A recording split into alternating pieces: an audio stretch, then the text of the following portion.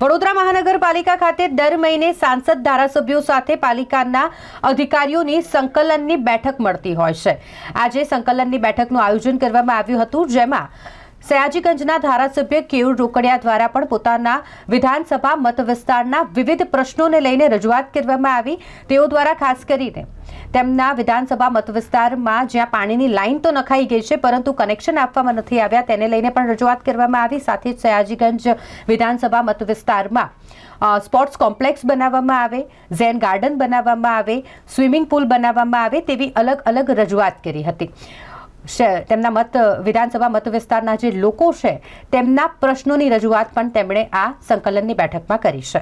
આજે કોર્પોરેશનની પ્રથા મુજબ દર મહિને જે એમપી એમએલએ માટેની બેઠક મળતી હોય છે, સંકલન મળતી હોય છે, આ સંકલન બેઠકની અંદર મારા ગોરબા વિસ્તારના સ્વામી વિવેકાનંદ હાઈટ 3 દશામા તળાવની સામેના જે ટાવર છે એમાં પાણીનું કનેક્શન, આ પાણીની લાઈન અમે ત્યાં નખાવી છે। હવે એનું કનેક્શન કરવાનું બાકી છે, પરંતુ નિયમ અનુસાર જે કોઈ નાગરિકોનો વેરો છે બાકી, એનું ઘટતું કરીને આ કનેક્શન ઝડપથી જોઈન્ટ કરવા જોઈએ એવી અમે કમિશનરશ્રીને રજૂઆત પણ કરી છે અને મોટા ભાગે ટૂંક સમયમાં એને મંજૂરી મળતા આ પાણીનું કનેક્શન અમે જોઈન્ટ કરી શકીશું।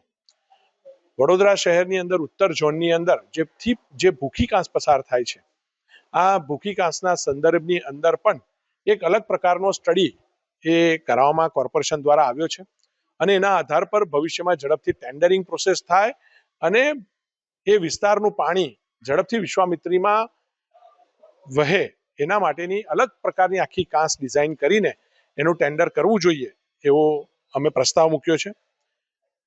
મારા સયાજીગંજ વિધાનસભામાં છાની ટીપી 13ની અંદર જે પંડિત દીનદયાળ ઉપાધ્યાય ઇંગ્લિશ મીડિયમ પ્રાથમિક શાળા આવી છે, એ હું જ્યારે ચેરમેન હતો 13-14માં, ત્યારે આ પહેલી વખત ઇંગ્લિશ મીડિયમ પ્રાથમિક શાળા કોર્પોરેશનની સ્કૂલમાં શરૂ કરવામાં આવી હતી। આજે ત્યાં જણાવતા આનંદ થાય છે કે 700 જેટલા બાળક ત્યાં અભ્યાસ કરી રહ્યા છે અને જો નવી સ્કૂલ આપવામાં આવે અને એક્સક્લુઝિવ ઇંગ્લિશ મીડિયમની પહેલી કોર્પોરેશનની અલગ સ્કૂલ આપવામાં આવે તો આ બાળકોની સંખ્યા ત્યાં વધી શકે એમ છે। સર્વ શિક્ષાના અભિયાનના ડિસ્ટ્રિક્ટ પ્રોજેક્ટ એન્જિનિયર જિગ્નેશભાઈ જોડે પણ મારી વાત થઈ છે અને 9ના 15 રૂમ પણ કરી આપવા તેઓ તૈયાર છે। એના માટે આજે કોર્પોરેશનને અમે ત્યાં નવીન જગ્યા ફાળવે, જે જગ્યા પર આંગણવાડી અને બીજા અન્ય વસ્તુ છે એ પ્લોટની અંદર જો અમને આ જગ્યા ફાળવવામાં આવે તો એક નવીન સ્કૂલનું નિર્માણ થઈ શકે એમ છે।